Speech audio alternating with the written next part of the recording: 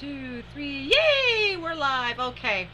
And I realized I don't have any makeup on, which I never ever do.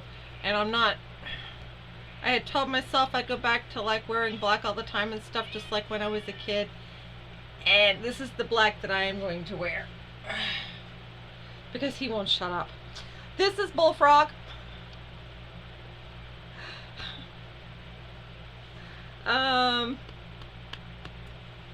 I have a couple of things I wanted to talk about. He's going to make it impossible for me to work, and I was going to work while I did this, so let's see if I can't change programs. This thing that I am doing was complete. I had all the layers because it's going to have layers, and I had done it on, if it'll switch, because CS2 doesn't like to share, so this program, and I want to cry. I want to cry. It was done. It was done. Layers, word layers, everything. It was done. I saved it. Oh, look at that. I saved it, right? And it said to me it was going to convert things to raster layers. And I thought, okay, well, that's just where I had the text. No, it destroyed all my layers. It condensed all my layers. And the reason why PaintShop Pro does this to me, and I don't know if other people have this problem, but I will not use CS2 for a period of time. And yes, I do own CS2 legally. Just so you know, I had managed to purchase the copy from a friend like a couple of months before they released it. But anyway, just, you know, for all those people out there that like to nitpick in the comments, yes, this is my copy. And something about when I run CS2 breaks PaintShop Pro, and it has been doing this consistently for 4 versions now. I don't know why it does this. And oh, upgrade, sure, I've got lots of money. I want to do highway robbery of monthly payments for a program I don't open often. I use PSP a lot, so I guess I'll have to reinstall it to fix it. So never have found out why it does that. Never have found out why to fix it. After a while, you just kind of go, oh, okay, fine. So, okay, fine. Okay, fine. So what I'm here to talk about, and the reason why I've tried to do my best with this program to split the screen side by side, is I'm here to talk about my silhouette cutter, because someone came to one of my very, very, very old videos today, and they weren't trying to be mean while telling me about how I should never oil my cutter and everything, which I had done back then. And back then, oiling it was something that had been recommended by people who knew more than me. It was not something I just decided arbitrarily to do. And back then, the cutter ended up having to get repaired and replaced because of warranty, because they had shipped me a faulty cutter. And back then it was a big fight, and a lot of it was chronicled. And back then I won the fight, ended up with a cutter that actually lasted me for quite some time after the kerfuffle.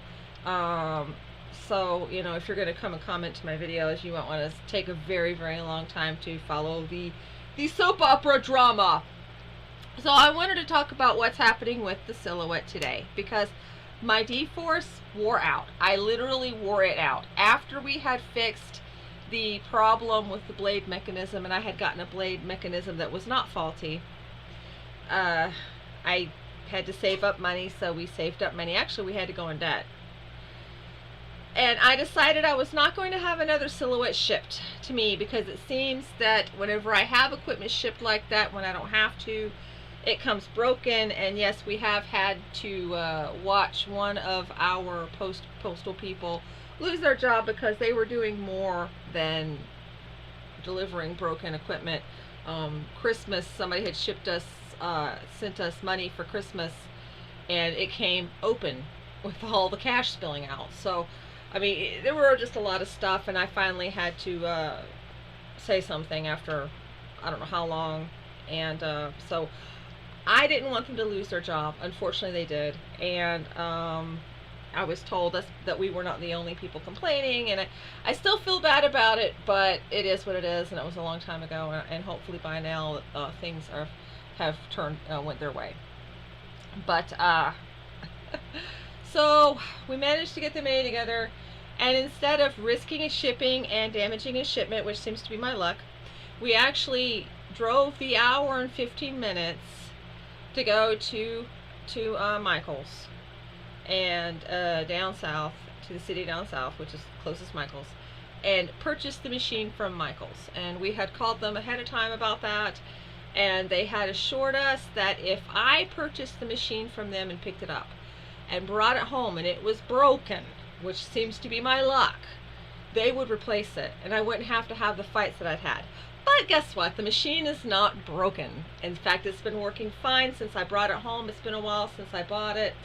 I just haven't said anything because life is life. COVID hasn't been kind. My husband got hospitalized for a while, for example, and it's just, you know, I've been concentrating on trying to keep us afloat. And listen, bullfrog.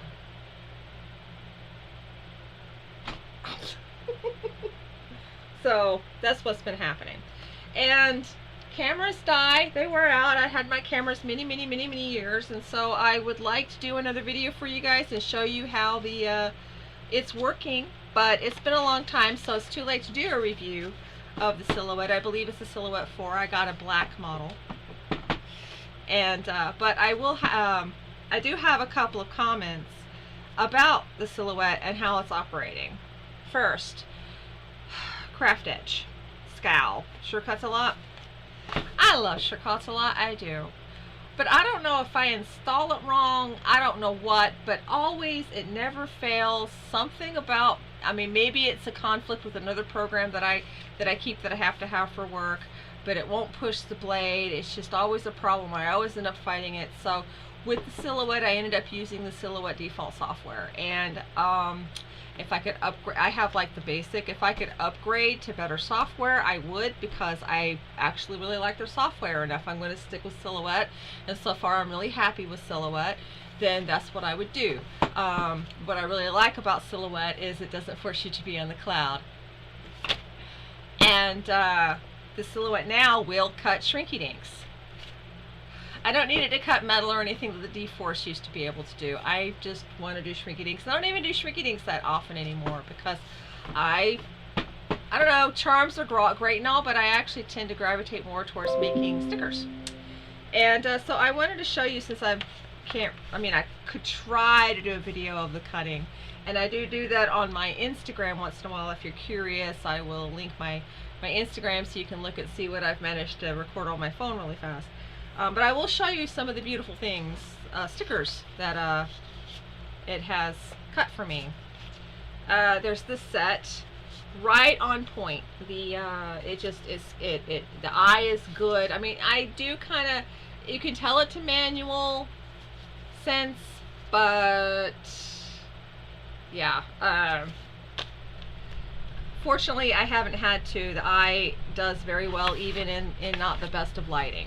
So that's good. And I'll show you another one. And this one actually is a sticker that, all of these stickers I sell on Etsy. I'll link the Etsy shop below, because I have went back to being a sticker maker since I was able to get the machine shop going. I've got to order some better paper than what I've got. I'm going to be ordering weatherproof vinyl, and I have my printer does very high quality printing. So but these, they have what's really nice about these, I don't know if you can see it. Let me see if you can see it. I'll have to check. Can you see that glint? See that gold glint? I actually have the machine tracing the stickers with a gold pen. I'm very pleased with that. And I mean, they look really good. Here's what they look when they're stuck on something. It's good, precise cuts. I'm very pleased with that. Let's see. Here's some that I made just a couple of weeks ago, actually. You can see the precise cuts. I hope you can see. I hope I'm aiming correctly. I have to look again. Okay, down. And you're just going to have to look at the infinity, because I want to make sure you can see. And here's where you can see it came out lovely. It's just lovely. Lovely. So yes, these are, yeah, I'm very pleased. I have, and I absolutely love making stickers. I do. I love making stickers. I would almost wish that it would make money and pay the bills, but I'm actually lucky to sell them. You know how Etsy is small these days. Here's a set that's actually managed to sell a few. You can see, and all of these cuts are great cuts. I don't struggle like I used to do with this machine. I'm very pleased. And so my tip to you is, if you have enough money to buy your machine, go to a Michael's or a Hobby Lobby or another distributor, a smaller mom and pop distributor that will be willing to own up, you know, if something's wrong with the machine that you're buying. Go to that first before you have it shipped. Because now look, you know, my husband, he has been a postal carrier and now he's a clerk. And I have another friend who is in the warehouse sorting plants, and they all tell me the same thing. Things are treated roughly in shipping, and so you're probably going to end up with a broken piece of equipment. Haha.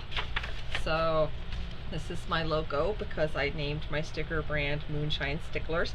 I named it that because my grandfather came from a family of moonshiners.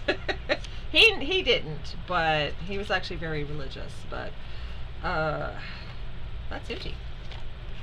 Almost to the end, guys. Let's see. I'll show you. This is one that I hand drew completely, and then I had cut, and the program did a pretty decent job, I thought. Well, I'm going to keep saying that, I guess. I'm very pleased of late. Now, it came up about oiling your machine, and way back then I was told to oil my machine. But now, I mean, I'm hearing it grind lately whenever I use it, and they say you shouldn't have to oil your machine, but I'll probably be contacting customer service about the matter to see what can be done. The grind has me actually very concerned, because when I hear this particular grind, it means that something's, well, grinding, and you shouldn't just ignore it. It's kind of like a bad sound in your car engine. You just don't ignore those sounds. So I need to take some time. Bullfrog, what are you doing? Take some time to he's attacking invisible things. Give them a call and get shunted around and ignored. This bat is not printed. He is drawn in gel pen by the machine. I was in a batty mood. I love bats. Bats are amazing. So, especially the foxy bats. So yeah. In fact, I really like telling the machine to draw the sticker. I mean, print and cut's great, but I also like telling the machine to draw the sticker. Like, these are all drawn. And it's really, really precise. Once you get your settings down, I've got the kiss cut down, because I like to have it where it's kiss cut, so that it's easy to remove, because the die cut ones without a border, I never can get them off their backs. It drives me nuts.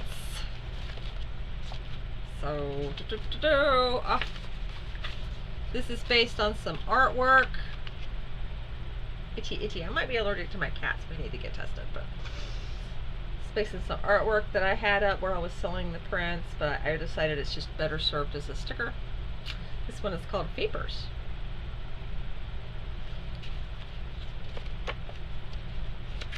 Boop. Yeah, I have made a lot of stickers in the past month, to the point that I have to get some more ink and paper. Yeah. Another sticker. Now here, I can see where I've done so many cuts that my blade is starting to dull, and I did do the technique where you you run the blade with tinfoil, and that helps a little for a little while. But if you can afford to be part of the Silhouette Club where you can get blades and mats shipped to you, which I was for a little while, and then, well, my husband got hospitalized and then went that. I recommend it if you cut as much as I like to. And last but not least, because what I'm doing is I am making my art into collector baseball card sized stickers, so that they'll come in like with a backing and a sleeve, and which I don't have any right here. I can show you the offhand. I have, oh, these new ones. They're not like that. And then of course there's these guys. And I really like that I was able to tell it, here's my thing, but I can tell it not to cut that. And so, you know, my tip to people who watch my chronicles and go, oh my god, that woman, she's got the worst luck, is if you can avoid having this stuff shipped, because the minute it enters the shipping, it's in the danger zone. And I can tell you from experience, not just for me, but like, I'll tell you 2 horror stories about insurance with the post office. They're not always going to honor, and as a matter of fact, this entire article is about how they don't honor. In my case, I had paid insurance on a very, very large amount of stock that was bought out of my CD store. It was insured, and we were having a problem with one of the offices where our packages always go through this particular office over in Missouri, and it would either disappear or come out of that office opened. And when your husband is working with the post office and friends with, you know, and friendly, well, I wouldn't say friends, friendly with his superiors and everything, you're able to get things tracked and stuff. And we ended up having to put out a trace to find out why this was consistent, because it was obvious and clear that our items were getting stolen frequently, to the point that one time a box was just delivered empty, like it had clearly been opened on purpose and the contents removed. Well, one of the times the post office sent me stuff, sent me the cut, sent me documentation that, you know, stuff had been removed, and I filed my insurance claim. It was the last time I did insurance. It was one of the first and last times I did insurance with them. And I filed it within 24 hours of getting the notice, and they told me, and I still had like a couple of days until the deadline to file, and they told me I didn't file in time and denied our claim. Which I have read up on. People are saying that this is the #1 reason why your claim gets rejected. This is what people are saying, is they'll use that excuse even if you file like within the same day, within hours. And then I had a friend of mine who paid extra to have some ducks shipped, live animals shipped, and they were supposed to be overnighted. All the proper things were done, insurance, paperwork, you name it, and the post office sent her shipment to the wrong route. The ducks sat there for days before the post office finally decided to move them on. By the time the ducks got to her, 2 were dead, and the post office refused to own up on the claims.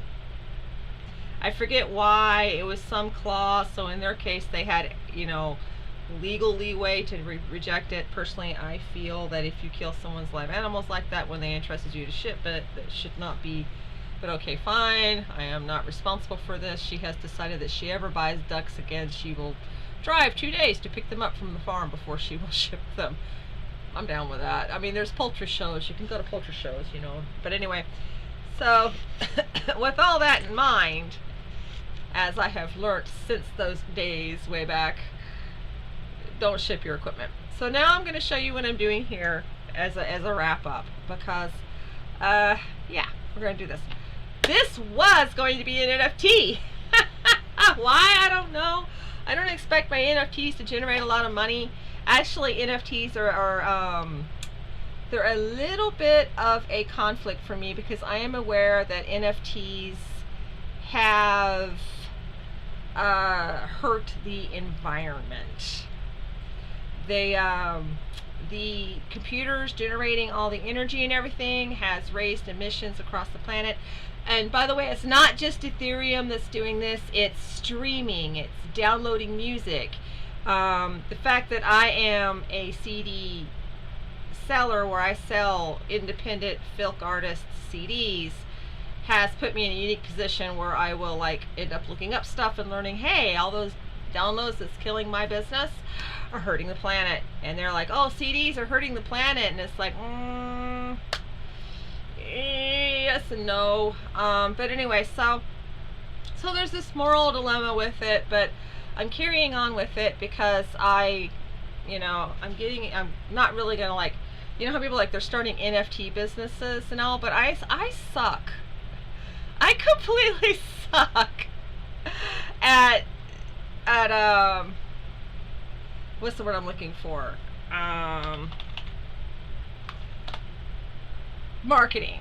So I don't think that anything I make is ever going to be like a huge impact hit, like, you know, like the Board Ape Yacht Club. But this was something I thought up that I wanted to do. It's going to be swear birds. And I had all these words that he was saying, and they were slightly censored swear words and symbols and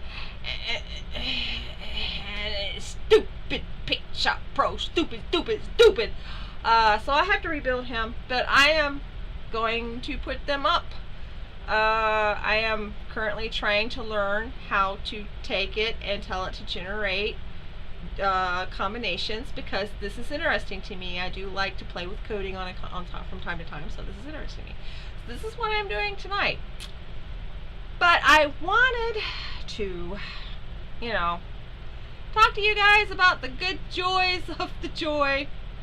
And I am going to have to stop talking to you now because I can see that I am losing the ability to focus. But anyway, that was it.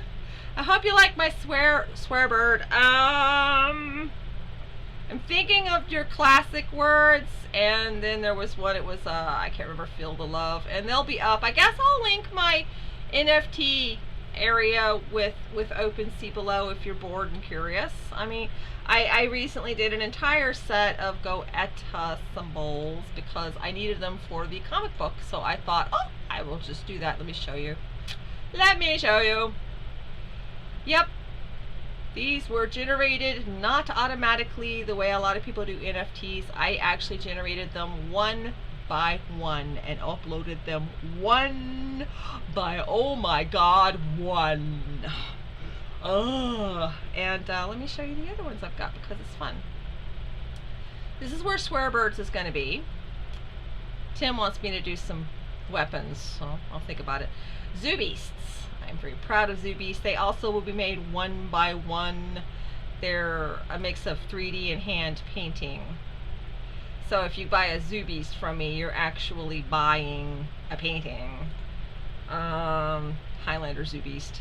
And yes, I do have him at 1 Ethereum because there could be only one. Did I expect it to sell? Not really. I'm gonna probably change. I'm probably gonna delete Make Ladies. I'm not very pleased with that. And then there's Akashic, which is attached to the comic, so you can actually find it through my comic, which I'll link below if you're bored. Where you can go in here, and I am going to be making animated avatars one by one here and there. So this isn't like, oh, we're gonna do a whole bunch. It's just, this is the thing. But I am going to be making NFTs tonight, and I hope you enjoy. I hope you like my little swear birds. I will, like I said, link my account. And now I am done talking. I cannot talk to you and paint at the same time because I have to think how I can pick up this mess that Paint Shop Pro did to me. Maybe I'll sacrifice a puppy to Astaroth or something for money. I don't know. Bye-bye, guys. Bye. If I can figure out how to tell it to stop.